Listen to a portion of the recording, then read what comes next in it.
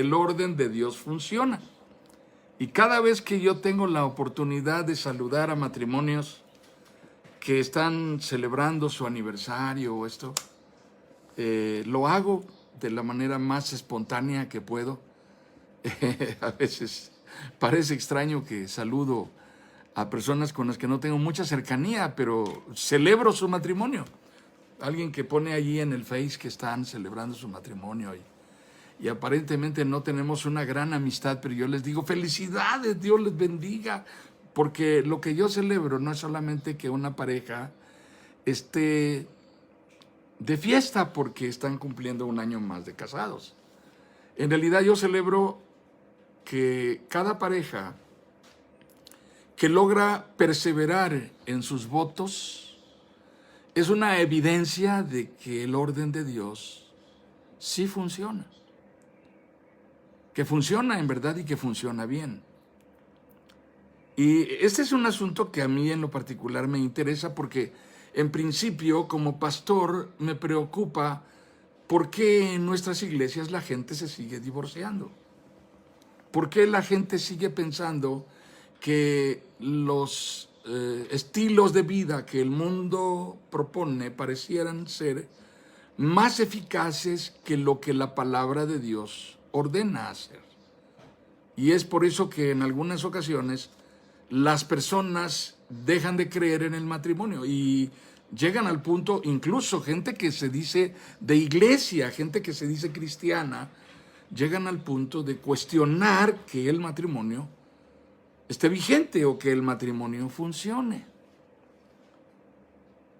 De hecho, me he encontrado con la circunstancia alarmante de que las nuevas generaciones de jóvenes, aún algunos de ellos crecidos en nuestras congregaciones, llegan al punto de cuestionar si no debieran ensayar o hacer alguna especie de simulacro de relación de pareja antes de llegar al compromiso conyugal. Y comienzan a cohabitar, a convivir, a vivir en pareja. De hecho, el lenguaje que antes se utilizaba, que era de lo más natural, como por ejemplo hablar de noviazgo o hablar de compromiso, es algo que está desapareciendo o ya desapareció por completo. La gente ahora dice, son pareja a los 16 años, o sea, son pareja a los 14 años, ¿están hablando en serio? O sea, para mí son pareja quiere decir que cohabitan. Para mí decir que son pareja quiere decir que comparten el hecho, que son una sola carne. Pero el concepto bíblico de ser pareja es esto, que son dos atados a un yugo, indisolublemente. Y la gente lo usa con una gran ligereza para referirse a dos chicos que están saliendo para ir a tomar un helado. Pero después de ir al helado se da por natural y como un comportamiento típico, habitual o permitido, tolerado, que los padres se tienen que hacer un poco de la vista gorda y dejarlo ser porque pues ya eso es lo que se usa hoy en día. Y aunque los pastores prediquen y enseñen, pero pues esos son los pastores, ya vamos a ver cómo le hacen luego ellos con sus hijos cuando estén grandes y comiencen en las andadas, ¿verdad? Entonces, queridos hermanos, estamos ante esta situación que nos cuestiona si hay un orden establecido, si hay un código establecido éticamente de integridad en el matrimonio. Y también preguntarnos cuál es el propósito de Dios para la relación matrimonial. Hoy hablaremos de 5 aspectos y los voy a enumerar con palabras. El primer aspecto es el aspecto de la santidad del matrimonio. El segundo aspecto es el aspecto del privilegio en el matrimonio. El tercer aspecto es el aspecto del territorio del matrimonio. El cuarto aspecto es el aspecto de la no toxicidad en el matrimonio. Y el quinto aspecto es el aspecto del propósito en el matrimonio. Ahora voy a tratar de compartirlos de una manera más completa como ideas que vamos a ir desarrollando. Número 1, matrimonio es un vínculo sagrado establecido por Dios desde el origen del hombre. Ese es el primer aspecto que nos habla de la sacralidad del vínculo. El segundo asunto, fundamento bíblico del que vamos a hablar, es la relación entre esposos como un privilegio bendito, privilegiado, bienaventurado, un privilegio. En tercer lugar, estaremos hablando de una manera un poco más amplia del matrimonio como un territorio que tiene que ser protegido, territorio exclusivo de pertenencia. En cuarto lugar, estaremos hablando del manejo determinado por Dios para los residuos tóxicos. ¿Hay algo como eso? ¿Existe una cosa así? Y en quinto lugar, estaremos hablando de el matrimonio en el sentido de estar unidos para mucho más que el hecho romántico de ser felices. No solamente ser felices es lo que nos une, hay mucho más que ser felices. Comenzaré leyendo, compartiendo con ustedes la porción de la palabra que a mí no ha dejado de impactarme nunca. Claro, todos hemos leído en relación con el matrimonio las porciones tradicionalmente leídas, como Efesios capítulo 5, o las epístolas de Pedro, etc. Pero yo quiero leer Proverbios capítulo 5. Y lo que dice Proverbios capítulo 5 es parte del interés de Dios en el matrimonio. Y en todas las lecturas que ustedes van a escuchar aquí, estaré usando la Nueva Versión Internacional. La palabra de Dios dice, bebe el agua de tu propio pozo, el agua que fluye de tu propio manantial. Habrán de derramarse tus fuentes por las calles y tus corrientes de aguas por las plazas públicas. Son tuyas, solamente tuyas, y no para que las compartas con extraños. Bendita sea tu fuente, goza con la esposa de tu juventud. Es una gacela amorosa, es una cervatilla encantadora. Que sus pechos te satisfagan siempre, que su amor te cautive todo el tiempo. ¿Por qué, hijo mío, dejarte cautivar por una adúltera? ¿Por qué abrazarte al pecho de una mujer ajena? Nuestros caminos están a la vista del Señor. Él examina todas nuestras sendas. Al malvado lo atrapan sus malas obras. Las cuerdas de su pecado lo apasionan. Morirá por su falta de disciplina. Perecerá por su gran insensatez. Proverbios 5, del 15 al 23. ¿Qué tanto le importa a Dios lo que pasa entre mi mujer y yo? ¿Hasta dónde lo que pasa entre nosotros en el vínculo del matrimonio es de la incumbencia de Dios? Típicamente tenemos la idea de que lo religioso es un asunto aparte. Lo que tiene que ver con Dios es otro asunto. Pero lo que pasa aquí, cerrando la puerta de mi casa o cerrando la puerta de mi alcoba, eso no tiene nada que ver con Dios. Pero es un error. Es un error porque el matrimonio no es algo que mi esposa y yo convinimos el día que nos unimos. El matrimonio no es algo que el Estado inventó para formalizar la relación entre una persona y otra. No es un producto de la sociedad moderna o de la evolución del pensamiento humano. No es el resultado de civilizaciones que progresaron. y crearon estructuras. Cuando leemos la Biblia, encontramos el matrimonio. Y nosotros pensaríamos que el matrimonio debiera aparecer por allí en algún punto del Deuteronomio o en algún punto del Decálogo posterior al Éxodo, cuando la nación de Israel se constituye al pie del monte Sinaí. Podríamos pensar que el matrimonio debiera aparecer como una institución formal en el proceso de convertirse en una nación cuando Dios libera a su pueblo de Egipto y lo lleva para establecerse en la tierra prometida. Pero no es así. ¿Cuándo surge el matrimonio? Para nuestra sorpresa, hermanos, el matrimonio surge en Génesis. Surge en la Biblia, en Génesis, y podríamos pensar, bueno, surge en Génesis por ahí del capítulo 25, Génesis tiene 50 capítulos, tal vez sería en el 35, pero no, el matrimonio aparece desde Génesis capítulo 1, en el 6º día de la creación, en donde la palabra de Dios dice, Génesis 1:27, y Dios creó al ser humano a su imagen.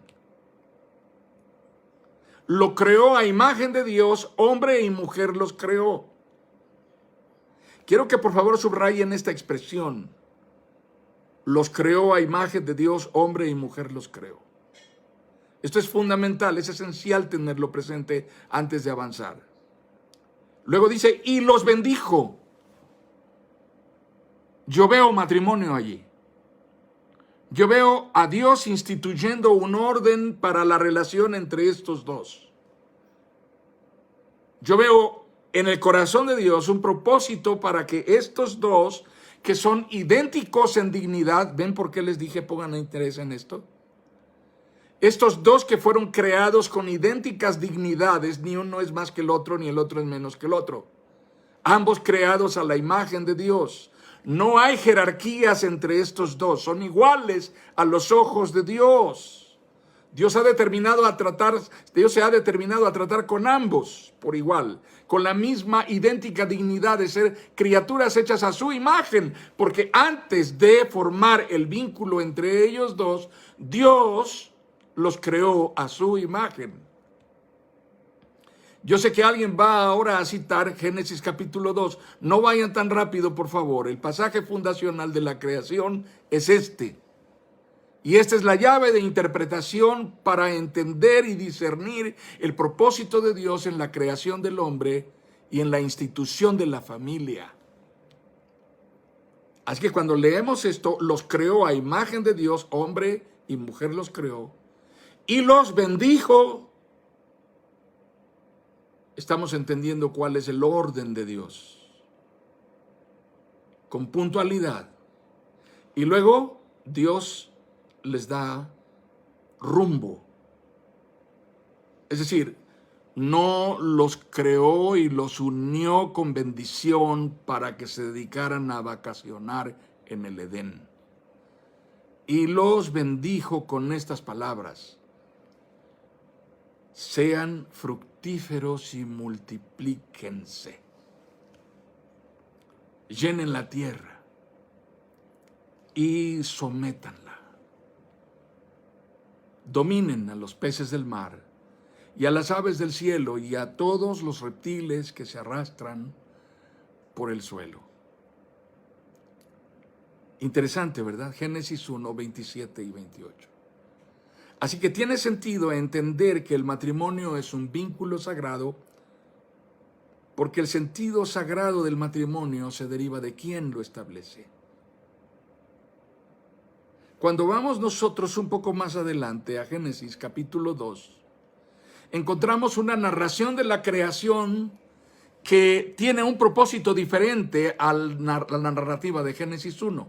Recordemos, el hombre fue creado en Génesis capítulo 1 junto con la mujer a imagen de Dios. No es una contradicción de Génesis capítulo 2. Solamente que una narración tiene un propósito y la otra narración tiene otro propósito.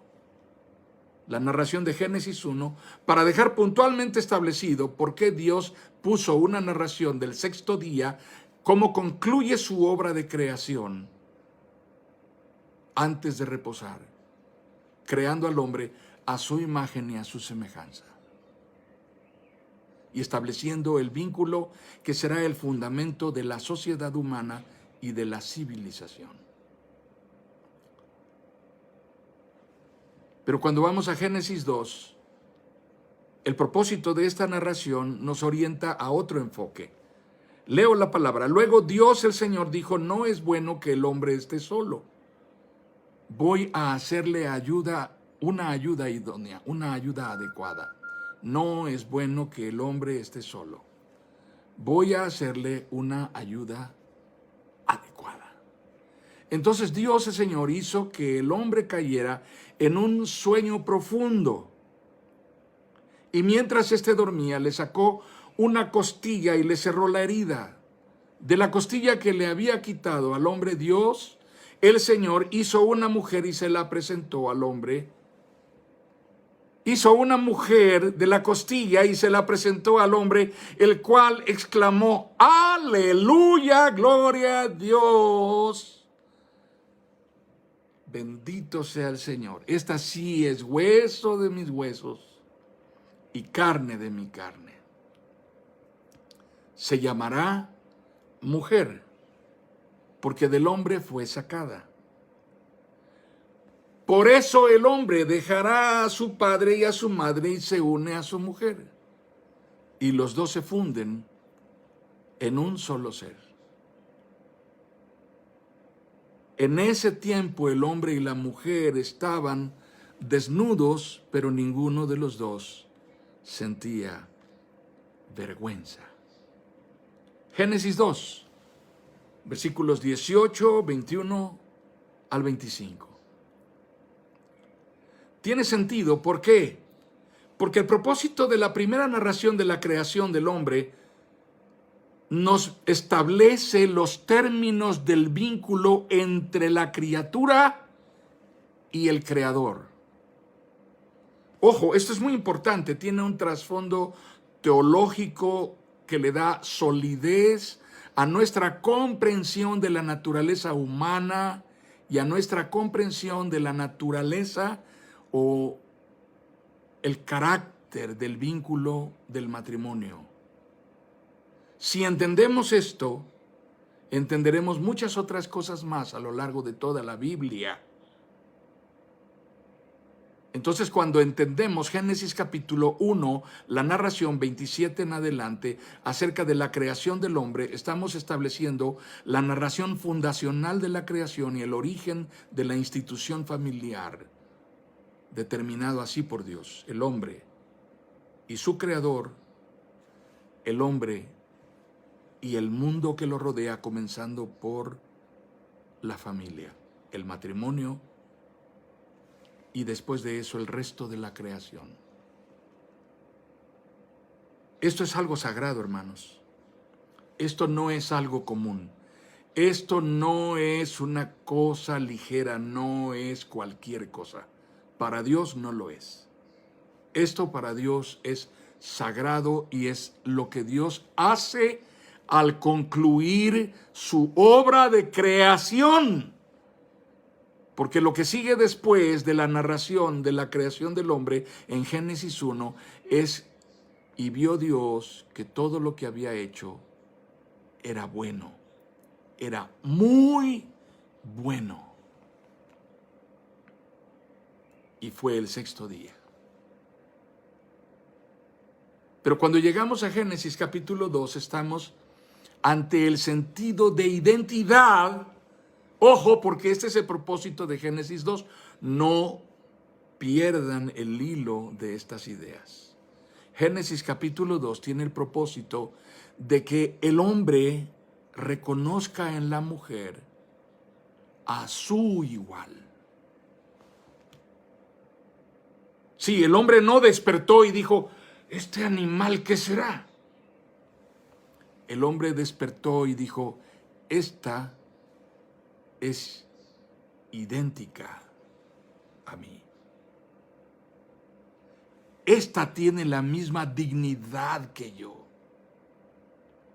O sea, yo sé que después de 20 o 40 años de casados, a lo mejor te despiertas y dices, ¿este animal qué es? ¿Verdad? Pero no es, perdón, sí, ¿este animal qué es? Pero no es el propósito de Dios. Que yo vea a mi esposo o que yo vea a mi esposa como un ser diferente a mí, ¿no? Lo que está establecido en Génesis 2 es que yo reconozca en él, que yo reconozca en ella mi igual. No solo eso, en el pasaje está claramente establecido que el patrón de comportamiento de Dios para el matrimonio es que el hombre o la mujer le den a la persona que tienen al lado tal privilegio que será colocado por encima del privilegio de cualquier otro vínculo. Me pregunto con qué propósito Dios les ordenaría a Adán y a Eva. Por eso deja el hombre a su padre y a su madre. Si Adán no tuvo madre, ni tuvo padre, ni Eva. Así que lo que ellos están entendiendo y queda establecido para ellos y a partir de ellos para la humanidad es que quien ordena que este vínculo tendrá un privilegio superior por encima de cualquier otro afecto, de cualquier otra pertenencia. Yo no sé cuántos de los que están aquí conectados en esta hora nacieron del otro lado del mundo y solamente porque se enamoraron fueron a dar a donde están ahora. Terminaron perteneciéndole a alguien y se fueron con todo. Envolvieron hasta los tenis viejos y allá están ahora. Y luego lo platican, ¿no? Pues yo era de tal lugar, pero resulta que la conocí o resulta que lo conocí. Finalmente, pues nos casamos y ya, allá quedó mi tierra, allá quedó mi familia, allá están mi madre, mis hermanos, hasta mi herencia, las vacas que mi papá me dejó, pero pues no, ya no fui por ellas. Ahí se quedaron. Y de eso es de lo que se trata, el privilegio que significa, que representa y que involucra la unión establecida por Dios en el matrimonio, que es sagrada por orden de Dios. Eso lo hace obviamente indisoluble, le da una naturaleza diferente, por encima de cualquier otro vínculo. Ahora quisiera pasar al segundo gran asunto, porque este es el primer asunto que estamos tratando y ya casi tenemos media hora de estar en esto. Pero les comparto, la relación entre esposos es un privilegio. La manera en que se nos ha enseñado, incluso dentro de la congregación y a veces desde la exposición del pastor, lo hace ver como una obligación, lo hace ver como un deber, lo hace ver como algo agobiante, pero amados hermanos, si nosotros no aprendemos a descubrir el sentido de privilegio que hay en el vínculo del matrimonio, va a llegar el día en el cual, por el solo hecho de entenderlo e interpretarlo como un deber, podríamos llegar a aborrecerlo. Incluso hay quien en un momento de ira, de enojo, se lo dice a la esposa o al esposo: yo estoy aquí nada más por la puritita obligación. Pero si no hace, mira, mucho rato. La relación entre esposos es un privilegio bendito, bienaventurado.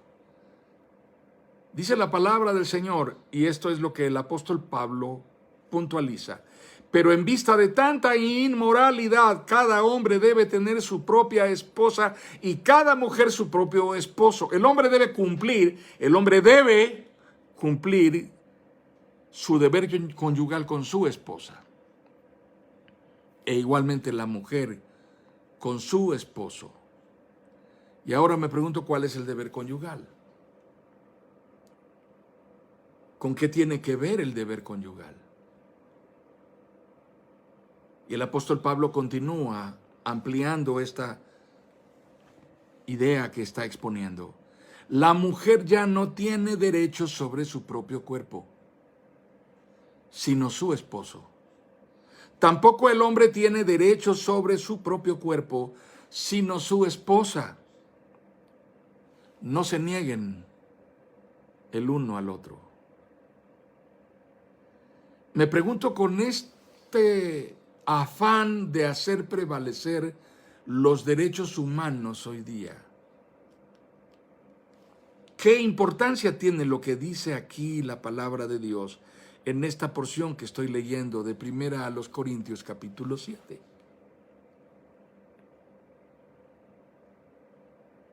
Estamos tan preocupados de que en las granjas avícolas, donde se crían los pollos que se llevan al mercado y que las señoras compran después cortados en piezas y en un blister emplayados con un plástico adherente, transparente y con una etiqueta que tiene un precio y una fecha de caducidad. Y ahora los movimientos no gubernamentales, estas organizaciones que defienden la ecología y la vida y el sistema ecológico y etcétera, que están argumentando que en esas granjas avícolas se practica la violación de los gallos sobre las gallinas. Créanme que ya me hace pensar si debo seguir comiendo pollo con tanta violencia sexual. Pero el apóstol Pablo es muy puntual al decir aquí, el hombre debe cumplir su deber conyugal con su esposa, e igualmente la mujer con su esposo. Luego dice, la mujer ya no tiene derechos sobre su propio cuerpo, sino su esposo. Ay, ay, ay, yo no sé hasta dónde llegaría esto en consecuencias para los que defienden los derechos de las esposas, o para las esposas que argumentan tener sus derechos. Y alguno estará pensando, no, el pastor está argumentando a favor de la violencia en la intimidad. No, absolutamente no. No debe haber absolutamente ninguna acción que violente la intimidad de la pareja, ni siquiera la negación del uno al otro. Esto es lo que está escrito aquí. Esto es lo que dice el apóstol Pablo. Lo vamos a poner en palabras más cotidianas y más comunes. No usen la intimidad de pareja para conseguir que el otro se comporte o cambie o haga ajustes en su manera de tratarles. Mejor arreglen sus cuentas, pónganse de acuerdo antes de ir a la cama. No comercien con la intimidad sexual. No traten de lograr conductas o respuestas o reacciones en consecuencia a usar el sexo como moneda de cambio. No se nieguen el uno al otro. Para los maridos que están acostumbrados a que su esposa los ponga en ayuno por un tiempo cuando están enojados, esto tiene mucho sentido. Porque un comportamiento habitual es precisamente ese. Si no haces lo que yo quiero, no hay privilegios. El apóstol Pablo todavía agrega un poco más. No se nieguen el uno al otro, a no ser de común acuerdo y solo por un tiempo para dedicarse a la oración. No tarden en volver a unirse nuevamente. De lo contrario pueden caer en tentación de Satanás por falta de dominio propio. Insisto en leer lo que Proverbios capítulo 5 dice tan puntualmente. ¿Habrán de derramarse tus fuentes por las calles y tus corrientes de aguas por las plazas públicas? Son tuyas, solamente tuyas, y no para que las compartas con extraños. Proverbios 5, 16 y 17. La relación entre esposos es un privilegio sagrado, bendito y bienaventurado. ¿Por qué? Porque la integridad de la pareja en la intimidad es un privilegio otorgado por Dios. La intimidad de tu esposa contigo es un privilegio. La intimidad de tu esposo contigo es un privilegio. Es una bendición de Dios. Hay tres razones por las cuales lo es. En primer lugar, porque es una revelación de la santidad y de la fidelidad de Dios. Cuando los esposos tienen intimidad, están honrando la santidad del matrimonio porque están cumpliendo con el orden de Dios de ser una sola carne. Eso es santo. Por eso en ello no debe haber nada inmundo, nada vil, nada que lastime, que ofenda, nada que agreda, nada que force, nada que estimule de manera sucia, nada que envilezca. La palabra de Dios es muy clara cuando dice en Hebreos capítulo 13, en todo sea honroso el matrimonio y la cama sin mancilla. En segundo lugar, la intimidad de la pareja es un privilegio porque es una garantía de salud. Es una garantía de salud. ¿Saben que una de las cosas más complicadas para una mujer, una de las cosas más difíciles para una mujer, cuando llega el momento de hacerse sus estudios, particularmente el Papa Nicolau, es que una de las preguntas que deberá responder con su ginecólogo al entregar los estudios es: ¿cuántas parejas sexuales ha tenido? Esto es complejo. Así que hoy pudiera ser que algunas mujeres están contestando en la privacidad de la consulta con su médico especialista una verdad que su propio marido no conoce. Los hombres no tenemos que ir a chequeo cada 6 meses o cada año. No nos tienen que hacer el Papa Nicolau. Pasamos un examen exhaustivo como a los 50 y tantos que tiene que ver con la próstata. Y la próstata tiene que ver con cómo te has comportado, qué has hecho con tu vida. Así que el privilegio de la intimidad de la pareja es una garantía, es un certificado de salud física. Y también, en tercer lugar, es un código de valoración, de aprecio. Es un código que otorga honor y honra. Es un código que otorga dignidad superior, por encima de cualquier otra cosa. El permanecer como un matrimonio fiel, de mutua pertenencia en una relación de pareja que ha durado en integridad, revela honra, revela dignidad, revela respeto. Revela que allí ha habido amparo y protección de Dios, allí ha habido cuidado de Dios. No es fácil, no es una cosa que se compra en la farmacia, hermanos. Si ustedes tienen hijos en edad escolar, ustedes ya se dieron cuenta que si ustedes en casa son un matrimonio estable, sus hijos ya comenzaron a llegar a casa preguntándoles por qué el papá de X niño lo lleva los lunes en la mañana y no lo vuelven a ver en toda la semana.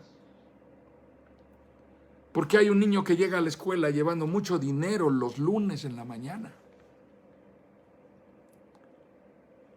Así que ustedes pueden darse cuenta de que sus hijos están siendo testigos de cosas que no son testigos en su propia casa, cuando como matrimonio han entendido, han discernido y han aprendido a disfrutar el privilegio, la bienaventuranza, el goce que hay, la honra, el honor y la dignidad que proporciona lo que ustedes tienen. Paso a un tercer asunto. Amados hermanos, una vez que hemos entendido que el matrimonio es un vínculo sagrado, instituido por Dios desde el Edén, y una vez que hemos entendido que en la intimidad de la pareja hay un privilegio, no solamente un deber, no solo una obligación, hay una bienaventuranza, hay honra, dignidad, vamos también a considerar que el matrimonio significa un territorio exclusivo de pertenencia. Tu patria es tu matrimonio. Ahí perteneces. Cuando la gente va a la guerra, no va para defender a un gobierno. Cuando la gente va a la guerra, no va para defender a una bandera. Cuando la gente va a la guerra, no va para defender la tierra de X, Y o Z. Va para defender lo propio, su propio hogar, la integridad de su familia, la libertad de su familia. Porque ama a su esposa, porque ama a sus hijos, por eso son capaces las personas de involucrarse en la resistencia ocultas. Esto pasó en la Segunda Guerra Mundial y la gente estaba dispuesta a morir por esa causa. Siempre ha sido así. La palabra de Dios nos marca la claridad y puntual necesidad de establecer un territorio exclusivo. Y tú tienes que prohibirles a los demás entrar, violentar. O sea, tú puedes tener amigos, tú puedes tener compadres, puedes tener compañeros de trabajo, puedes tener vecinos, puedes tener un hermano del alma, puedes tener cuñados, tíos, sobrinos, primos, padres, abuelos. Pero cuando tú tienes un vínculo que tienes que proteger, tú les enseñarás a todos cuándo es oportuno estar allí y cuando no es oportuno llegar. Cuando pueden ir a visitarte y cuando no.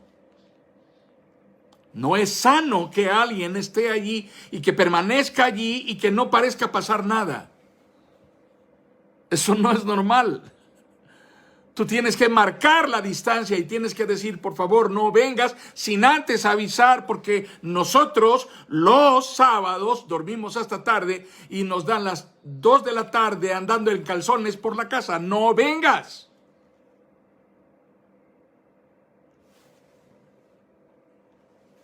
Eso sucede. Génesis lo dice. ¿No es cierto que Génesis lo dice? ¿Ustedes creen que Adán y Eva circulaban por el jardín del Edén vestidos de gala? No es eso lo que está escrito. La palabra de Dios en el capítulo 2, y miren, ya había pasado tiempito después de Génesis 1, dice que andaban desnudos y no sentían vergüenza. Es un territorio. Tienes que marcar tu territorio. Así que nadie debe interferir, nadie debe entrar, no debes permitir que nadie se meta, debes de señalar cuándo es pertinente y cuándo es oportuno. Es que es sábado, es que es domingo, va a jugar el Cruz Azul. No me importa, no quiero aquí a tus compadres. Vamos a estar encerrados, acuartelados en casa, empijamados viendo películas todo el día y no quiero a nadie aquí. Oh. ¡Qué radical! Si te aburriste de tu esposa y ya no quieres seguirla viendo, ya tienes toda la cuarentena viéndola, entonces el que tiene que irse a otro lado eres tú. Y tú vas a ver cómo reacciona la esposa de tu compadre después de tenerte 2 días seguidos allí. Va a ser muy parecida a tu esposa. Y si tu compadre te tiene la consideración, el respeto, el aprecio de no decírtelo, va a llegar un momento en que ella discretamente te va a decir: compita, ya váyase a su casa, compadre, déjenos solos, por favor. Necesitamos privacidad. Mamá, mi esposa y yo necesitamos privacidad. Te amo con toda mi alma, pero necesitamos estar a solas, mamá.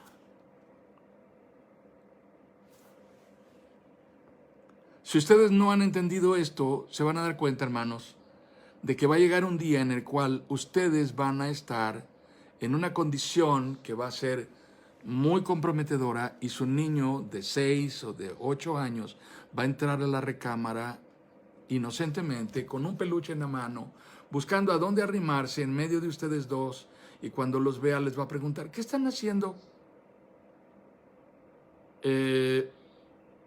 estábamos haciendo una casita de campaña, hijito, vete para allá y ahorita regresas cuando hayamos terminado. Porque las parejas necesitan un espacio de privacidad y de exclusividad.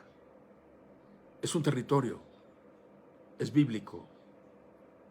Y cuando ustedes establecen con claridad ese territorio, no solamente están marcando una distancia que los demás deben honrar y respetar. Cuando ustedes marcan ese territorio, lo que están haciendo es también, junto con eso, marcar un sentido de pertenencia. Esto es lo que tenemos entre tú y yo. Y esto es aquí. De aquí no sale. Pero esto es lo que nos hace sentirnos felices y dichosos. Es lo que hablamos, quedito. Es en lo que estamos más de acuerdo en todo lo que sucede en nuestra vida. Es en lo que somos más gratificados, lo que más podemos cultivar y en lo que más bendecidos nos sentimos. Pertenencia. Gran pertenencia, profunda pertenencia, completa pertenencia. Hermanos, no se trata solamente de satisfacción sexual. Es mucho más que eso. Es ahí en donde la pareja madura y crece compartiendo lo que significa ser una sola carne. Estamos del mismo lado, somos equipo, defendemos la misma causa, tenemos los mismos intereses, estamos apuntando hacia el mismo objetivo. La palabra de Dios es muy clara, muy puntual, muy precisa para hablarnos de esto.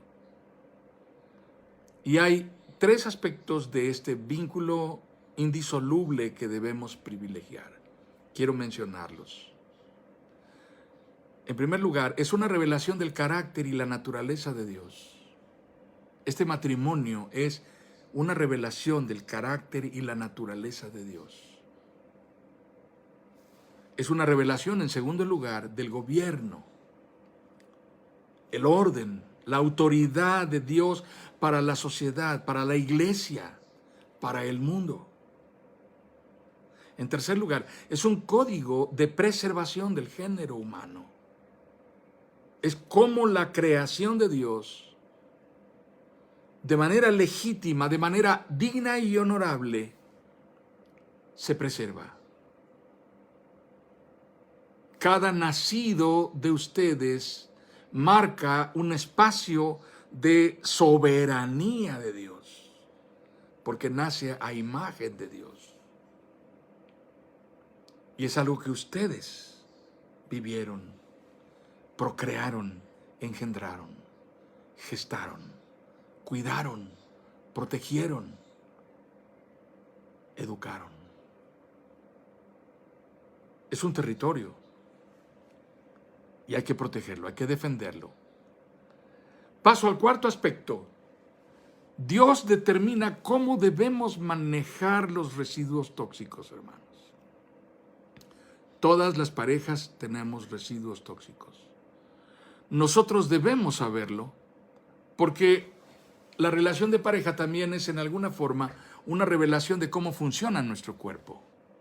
Lo que dice la palabra de Dios en Efesios capítulo 5 es una manera de ilustrar lo que sucede. Pero el cuerpo humano tiene residuos que son tóxicos. Son eliminados naturalmente porque Dios diseñó el cuerpo con un sistema de drenaje que permite la eliminación de lo que envenenaría al cuerpo si permaneciera en el cuerpo. Pero Dios tan sabiamente creó nuestro cuerpo para que el cuerpo se autopurifique, eliminando la toxicidad de sustancias que podrían ser destructivas y provocarían la muerte si permanecieran en nosotros. Así que Dios determinó que en el matrimonio también haya una manera de eliminar los residuos tóxicos. Me pregunto si estamos conscientes de que nuestros matrimonios generan residuos tóxicos. Pregúntele a su esposa, ¿tú crees que nuestro matrimonio produce residuos tóxicos? Por favor, no entren en discusión ahorita, es solamente una pregunta inocente. Aclárenlo después, cuando termine la conferencia. El apóstol Pablo es muy claro cuando dice con toda puntualidad: lo que quiero decir, hermanos, es que nos queda poco tiempo. Pablo está hablando, hermanos, inspirado por el Espíritu Santo. De aquí en adelante, los que tienen esposa deben vivir como si no la tuvieran. Los que lloran como si no lloraran. Los que se alegran como si no se alegraran. Los que compran algo como si no lo poseyeran. Los que disfrutan de las cosas de este mundo como si no disfrutaran de ellas. Porque este mundo, en su forma actual, está por desaparecer. Leí primero a los Corintios capítulo 7, versículos 29 al 31.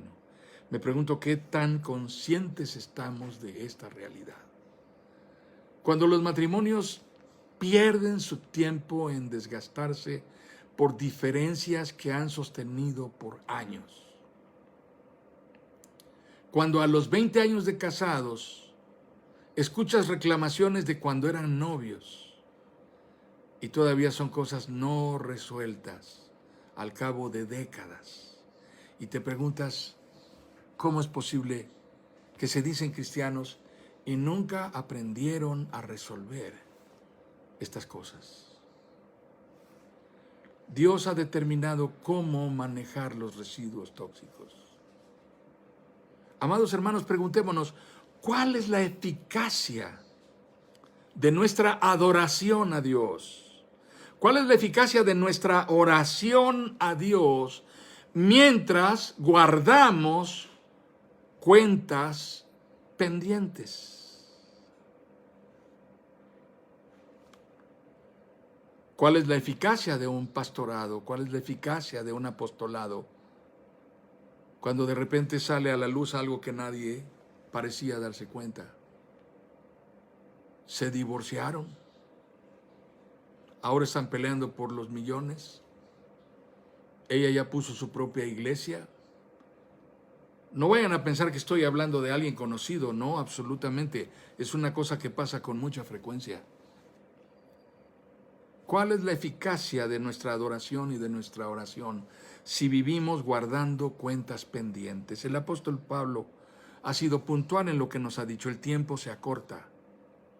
Pero nuestro Señor Jesucristo es preciso cuando dice: por lo tanto, si estás presentando tu ofrenda en el altar, si estás presentando tu ofrenda en el altar y allí recuerdas que tu hermano tiene algo contra ti, deja tu ofrenda allí, delante del altar.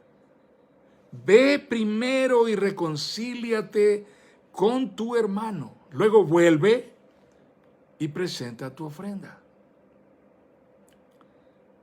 Apenas hace unos días, un consiervo pastor buscaba consejo con un pastor viejo y le comentaba que una de las cosas con las cuales se ha enfrentado en la iglesia que pastorea, es que los hermanos que tienen cierto liderazgo y responsabilidad compartida con él parecen no entender que él como pastor privilegie el tiempo de su familia sin descuidar el ministerio. Y entonces hubo una ocasión, una circunstancia en la cual él tuvo que responderle a uno de los hombres de la iglesia que tienen autoridad. Y le dijo: hermano, como usted se ha dado cuenta, yo como pastor le doy prioridad a atender a mi familia. Y sucedió que el hombre le contestó en un tono de chantaje y de reclamación: sí, me he dado cuenta de eso.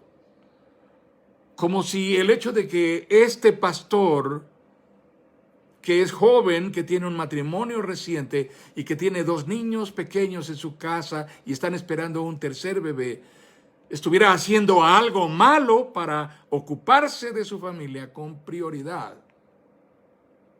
Y le dije, creo que debes hablar de nuevo con este hombre. Debes hablar de nuevo con él y repetirle lo mismo que le dijiste.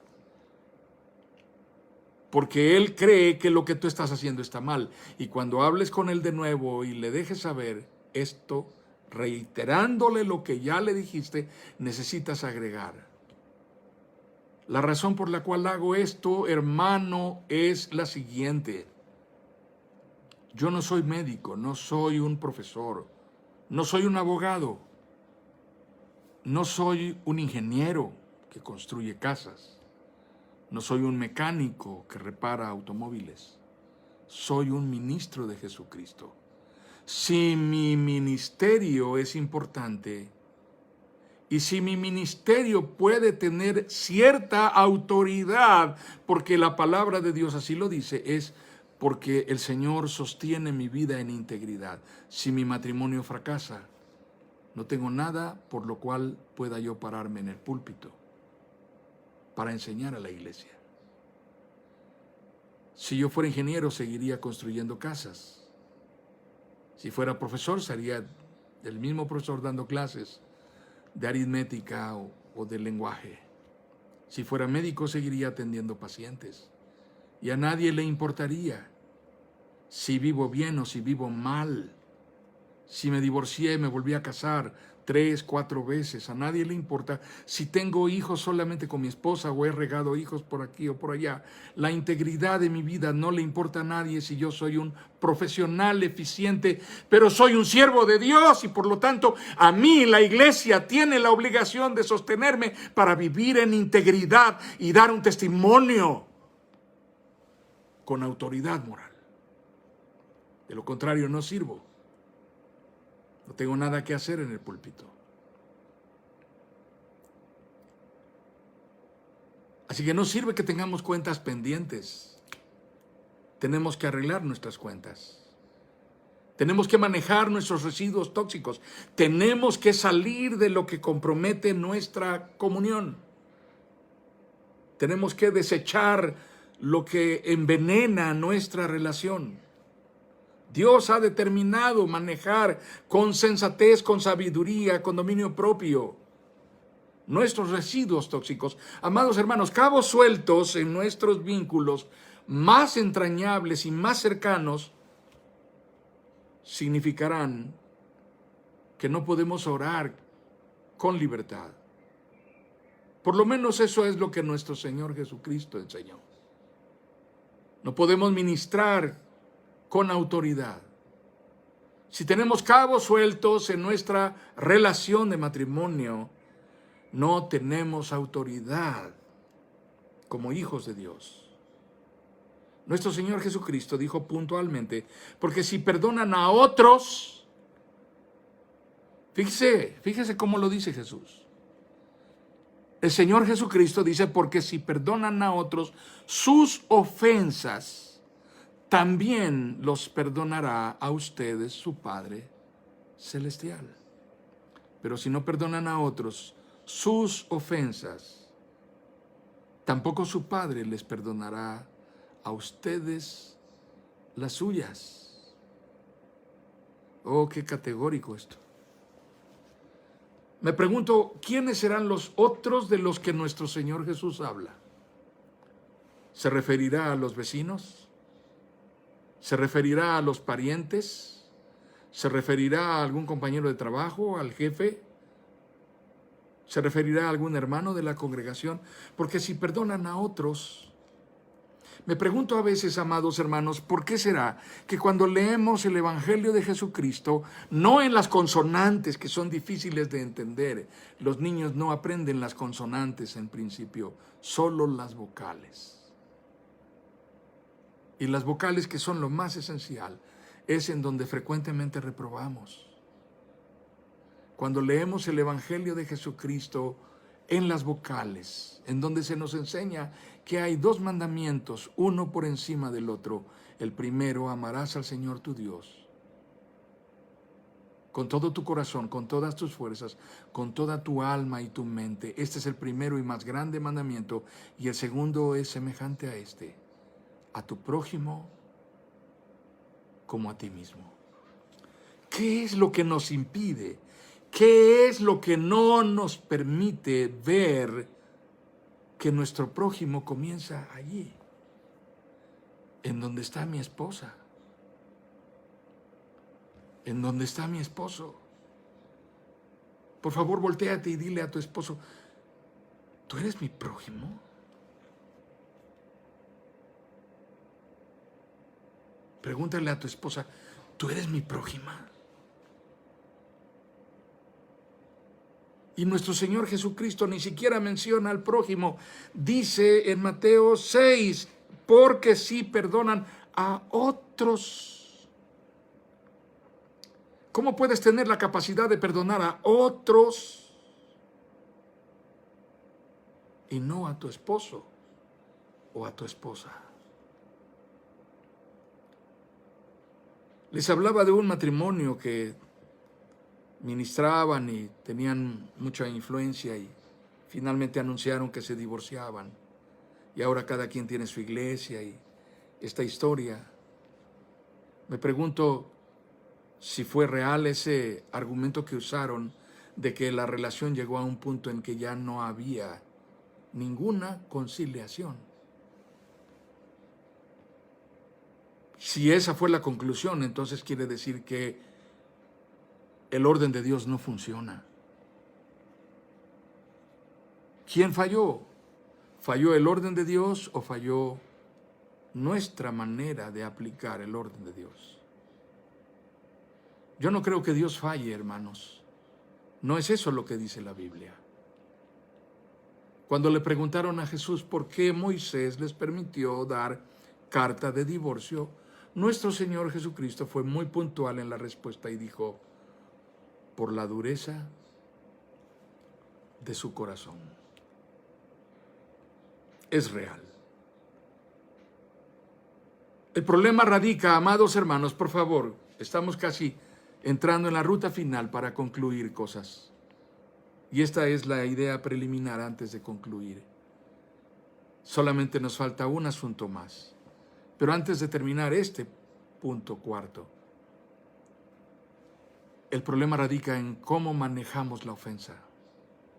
Y hay 3 errores graves que cometemos. En primer lugar, nos definimos con veracidad teórica, pero sin aplicar prácticamente lo que sabemos del Evangelio.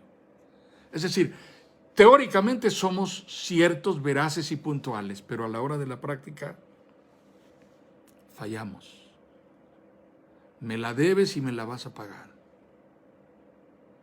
Así que tú puedes estar con una mujer que es sumamente consagrada y que es muy respetada por la congregación, que es una mujer que por muchas mujeres de la iglesia es considerada una líder espiritual, una columna de su hogar y de su iglesia, y que sin embargo se puede pasar jetona todo el día al lado de su esposo, y así por días. Buena teoría, pero poca práctica. Ustedes pueden googlear y buscar el concepto jetón, porque lo utilicé, no voy a ocupar tiempo en eso. Pero habla de una cara más grande de lo normal y habitualmente parecida a una tabla, un trozo de madera. Hay mujeres así, pero también hay hombres que se acostumbran a ser ásperos. Ásperos en el sentido de que raspan hasta cuando pasas ni siquiera junto a ellos. Su actitud es hostil permanentemente. Es su manera de decir que están disgustados por algo. Es la manera de revelar, de mostrar que están a disgusto, que están molestos, que no están de acuerdo con algo. Así que teóricamente somos buenos, puntuales, eficaces, pero no en la práctica, y este es un problema en el manejo de la ofensa. En segundo lugar, tenemos un patrón de autodefensa.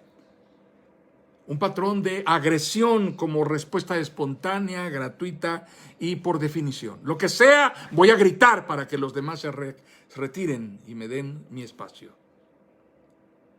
Gritar es la reacción inmediata, agresiva, para hacer que los demás no lleguen más cerca y no vayan a tratar de controlar mi conducta. Así que cuando yo reacciono de esa forma, por definición, sin averiguar mayor cosa, las personas comienzan a aprender a no acercarse a mí. Pasa hasta con los hijos. Mamá, ¿qué quieres? No quiero nada. Quiero nada más sobrevivir, que Dios tenga misericordia de mí y pueda yo llegar al cielo el día de la salvación final. Este patrón de autodefensa que ofrecemos como definición es agresivo, es hostil y les dice a los demás, no se acerquen.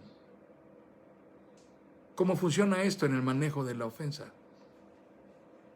Y en tercer lugar, nuestro código, el que comunicamos, como si quisiéramos acceder a una videoconferencia, el código que estamos poniendo, lo que está comunicando es ruptura, separación, distanciamiento, desintegración, desmembramiento y desvinculación. En resumen, incertidumbre afectiva. Lo que estamos diciéndole a los demás cuando reaccionamos de esa manera es, no me importa lo que pase aquí, no me importa la relación, ya estoy fastidiado, ya estoy harto. Hazle como quieras. Yo no voy a cooperar. No hemos sido enseñados así por Cristo acerca del manejo de la ofensa como residuo tóxico. Dios determina el manejo de los residuos tóxicos conforme a su propósito de unidad, de paz, de integridad. Hay dos cosas que están en extinción, aún entre los matrimonios cristianos. La primera de ellas es, te perdono. Te perdono. Es la manera de reconocer que hemos herido a quienes amamos y que venimos a pedir perdón y escuchamos del otro, te perdono. Antes de eso, la segunda forma es, perdóname. Te perdono y perdóname están en extinción, hermanos. Pero aunque no nos hemos percatado, no le hemos dado importancia, lo hemos soslayado y lo hemos pasado por alto muchas veces, tenemos mucho adiestramiento en guerra espiritual, en cómo reprender, en exorcismo, en otros desarrollos de dones, en habilidades, en ministerios, pero déjenme decirles que somos torpes e inmaduros en perdonar y en pedir perdón. Y esas son las vocales del Evangelio de Jesucristo.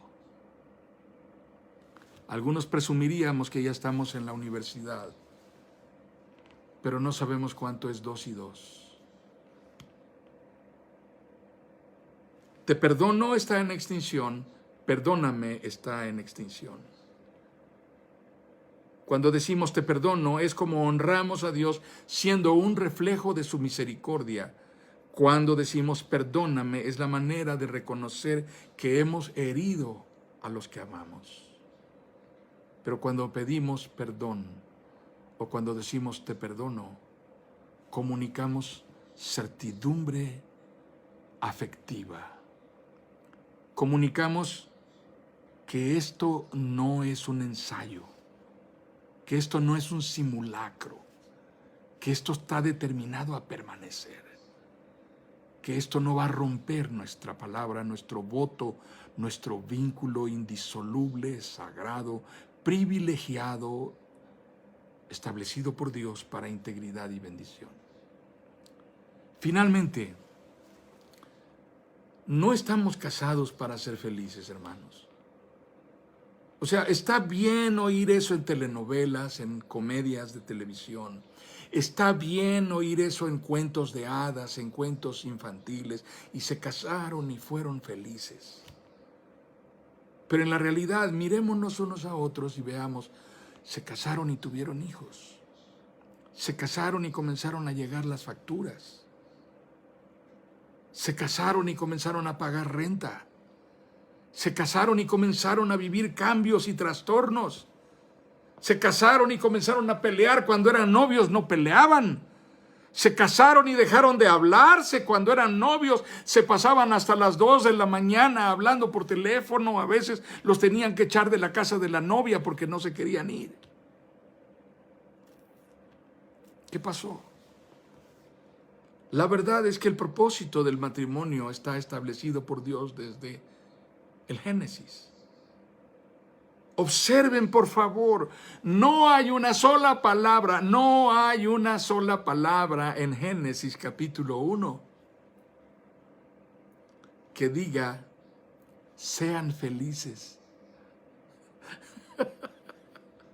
No se den por engañados, hermanos. Leamos Génesis capítulo 1, 27 al 29 y démonos cuenta que no dice, y sean felices. Dice, fructifiquen, multiplíquense, llenen la tierra, señoreen sobre ella, ejerzan dominio sobre todo. Y tú y yo estamos esperando que diga, y sean felices, pero no lo dice. ¿Por qué no lo dice? Amados hermanos, no hay felicidad si el propósito de Dios no se cumple. La felicidad es inherente al propósito de Dios cumpliéndose en nuestra vida, pero eso es algo que no vamos a discernir hasta que no lo estamos viviendo.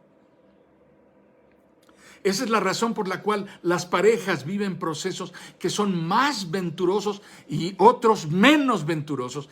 Hay situaciones en las cuales las parejas viven procesos sumamente desventurosos, difíciles. Pero la felicidad de ellos no es que todo les salga bien y de que en todo sean siempre una pareja risueña, dichosa, celebrando. No, la felicidad de ellos radica en que pase lo que pase, perseveran siendo una sola carne conforme al propósito original de Dios. Él dio el diseño y el diseño es ese. El apóstol Pablo dice en Romanos capítulo 12, por lo tanto, hermanos, tomando en cuenta las misericordias de Dios, les ruego que cada uno de ustedes en adoración espiritual ofrezca su cuerpo como sacrificio vivo, santo y agradable a Dios. No se amolden al mundo actual, sino sean transformados mediante la renovación de su mente. Así podrán comprobar cuál es la voluntad de Dios, buena, agradable y perfecta. La idea de la felicidad es una idea que ha cambiado tanto a lo largo de las épocas. Con cada generación, la felicidad ha significado algo diferente. ¿Qué significa la felicidad hoy, hermanos? Significa una forma de libertad identificada con vileza, con inmundicia, con casi cualquier tipo de apetito que tú puedas satisfacer. Felicidad es que cada quien haga lo que mejor le plazca. Si se trata de felicidad en pareja, entonces tú y tu esposa debieran estar pensando en, no sé, explorar nuevas vivencias, nuevas experiencias, buscar sitios de internet que ofrezcan opciones para parejas aburridas que quieren conocer otras formas de disfrute. Y hay tantas y tantas y tantas. No es lo que la palabra de Dios nos ofrece. Nuevamente el apóstol Pablo en Romanos capítulo 12 dice, el amor debe ser sincero, aborrezcan el mal, aférrense al bien, ámense los unos a los otros con amor fraternal, respetándose y honrándose mutuamente. Amados hermanos, estar casados es una parte del proceso de Dios para nuestra forja, para nuestro moldeo, para nuestra formación. Esa es la razón por la cual te provoca resistencia, que algo esté tratando de provocar cambios en ti, adaptaciones, ajustes que tal vez no estás tan dispuesto a aceptar. Y sin embargo, si te interesa el vínculo, harás lo posible por adecuarte. Porque Dios está tratando contigo, Dios está tratando con cada uno de los casados, guiándolos a ajustes para hacerlos fuertes como una sola entidad para su gloria. No hay felicidad si en tu matrimonio no hay gloria para Dios. No hay felicidad si en nuestra relación Dios no es honrado con lo que está pasando entre nosotros. Ser esposos, amados hermanos, esto es nuestra manera de trascender, de dejar huella. Quizá después de nosotros, nuestros hijos habrán llegado a la conclusión de que quieren un matrimonio como el que tuvieron sus padres. Y entonces habremos marcado a la siguiente generación. La integridad en el matrimonio es un fin en sí mismo. Con ella honramos a Dios. Pero al mismo momento en que estamos honrando a Dios con la integridad de nuestro matrimonio, nosotros mismos estamos recibiendo honra y dignidad.